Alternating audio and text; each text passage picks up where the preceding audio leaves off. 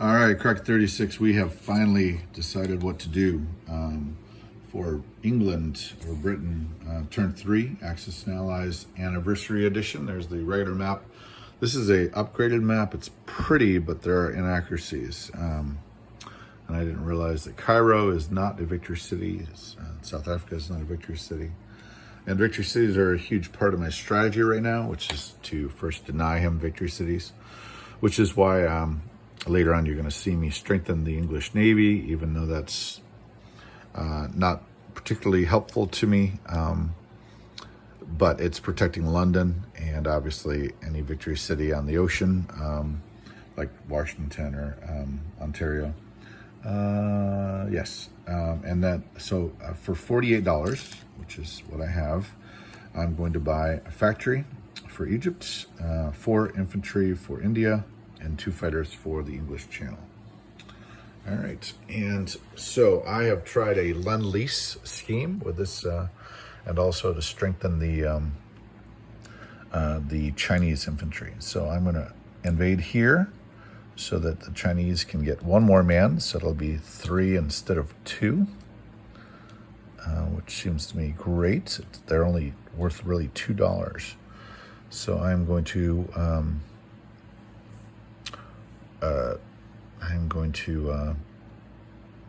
put this guy down here, and so I can block his tanks from coming through. And this is going to be a blocker for this sea zone, so he can't invade this turn. I'm going to take these 2 men, and I'm going to strengthen Egypt. And then I'm going to move these 2 guys into, actually I might just leave them right here so that there's reserves. Reserves are always nice. He can bring 2 in, and then he'll bring 3 plus the bombardments. So I could lose potentially 4, but I'll probably only lose 2, and that would leave an even fight. So let's actually do this. Nope, one of those has to stay.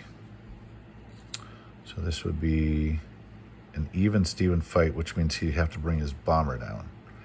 And then he would have to bring his planes down to reinforce, because obviously I'm going to reinforce here with the English, with the Americans. And so I leave myself some sort of reserve, which I like. So the plane's going to Moscow. This is Moscow is going to attack into Archangel next turn, which I know he knows that I'm going to do, because I've said it all along. Oh, I like aggressive Russians. These English fighters came from England. So the funny thing is that in the computer game, we talk about TUV, total unit value, and a lot of times when I think of local area superiority, numerical superiority, I'm not thinking about those as $10 units. I'm thinking about those as just units. And that may be a flaw in my thinking, particularly with the fact that early on in the game, the Allies start with a greater number of units, but the middle is where the problem is, and that's why you got to put these factories down. Okay, so I don't want to lose the factory, so I will bring the tank in there, but this can only go here, so I will let that be. And he does not have a lot of reserves for his second wave attack. He'd be able to bring the 2 tanks. If I destroyed that or most of that, I'll build a place 6 plus the 4 fighters. That's 10. Plus I'd be able to bring this tank back. It's 11. Plus I'm bringing 12, 13, and then 14, 15, 16. So I think I'm secure for the next turn. So I'd like to try to get his Air Force somewhere else. So this would be a great place for the Air Force to go, because he's going to realize Moscow is futile. Okay, so I'm going to bring up the transports, and we will invade into Norway, and we'll bring everything there. And this strengthening the Navy actually ends up protecting my force, obviously. my island as well as my force. And obviously I'll be putting the so that's okay. So this is what I want. It's a nice pull by him to make me defend Egypt or take the opportunity to spread all over Africa, since I've tried to concentrate on the Japanese. But in this game, it's about victory cities, and I need to protect London. So I'll strengthen that with the 2 aircraft. Calcutta is also a victory city. I'll strengthen that with 4, and I'll be able to strengthen that with 4 again next turn, and an anti-aircraft before he's able to assault. And I will be 4v4 at least. So 1, 2, and I think I might even be able to get a couple American fighters in there as well. And who knows where the fighters can go. If he turns away from Moscow, then I can bring the fighters back to Calcutta or even back to Egypt, since I can make it. There was $1 left over, by the way. So I will drop my factory down into Egypt, which only gives me 2, but it should give me enough to get past this silly transport that I have not killed yet. And that would be British up there in Norway.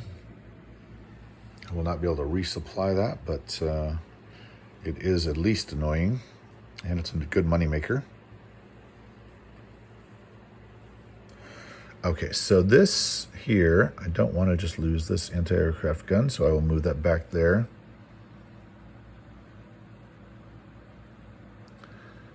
Okay, so strategically, English strategy, we're supporting the Navy, which protects the victory city. We're not protecting a victory city here, but we are getting more units into the middle by protecting this.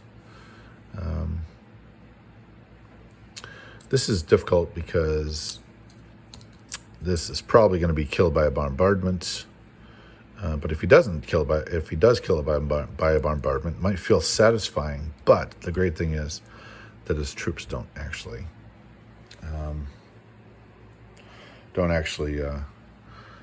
quote unquote succeed in taking Egypt, which will then be supplied enough to overwhelm the reinforcements from the Axis, Europe. All right, I think that is it, and I will call that a day.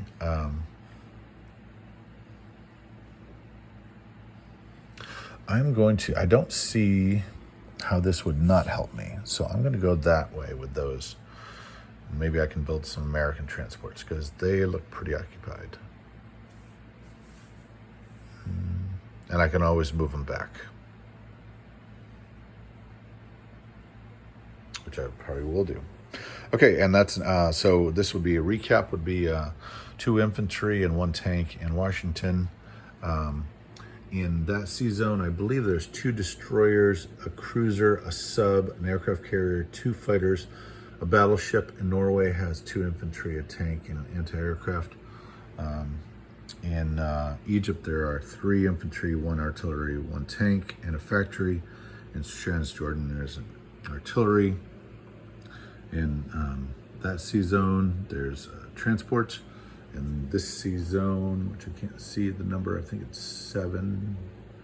Can't really see the number. My contact in, it's a destroyer. In Burma, there's an infantry. In Fujian, I think it's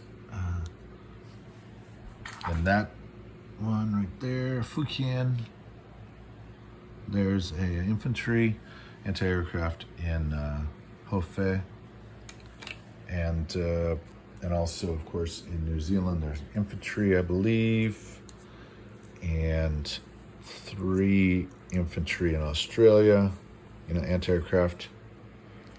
And I have, this does not get a bonus, but I do have a bonus for owning everything. So that's $5 in addition to 31. I had the card here a minute ago.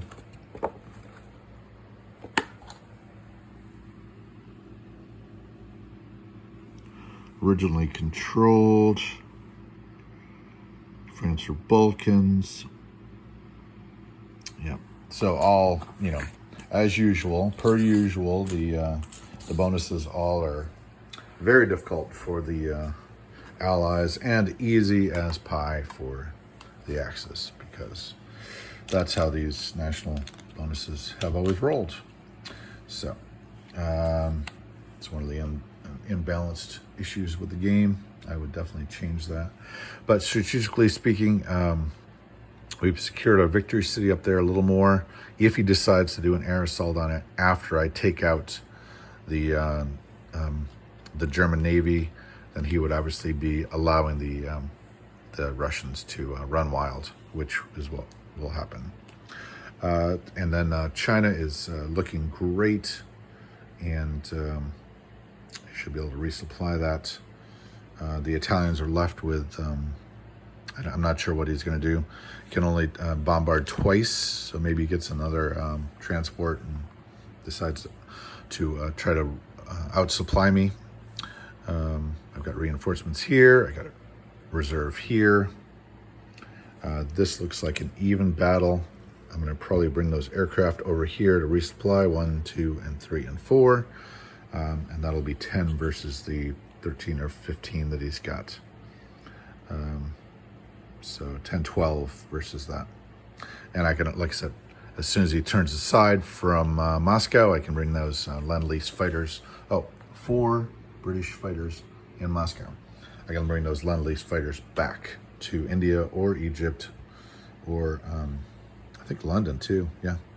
Okay, so that's it. So as far as money goes, 31 plus $2, 37, 31, 33, plus $3 more up there, 33, 36, plus 5 is 41, plus I kept 1.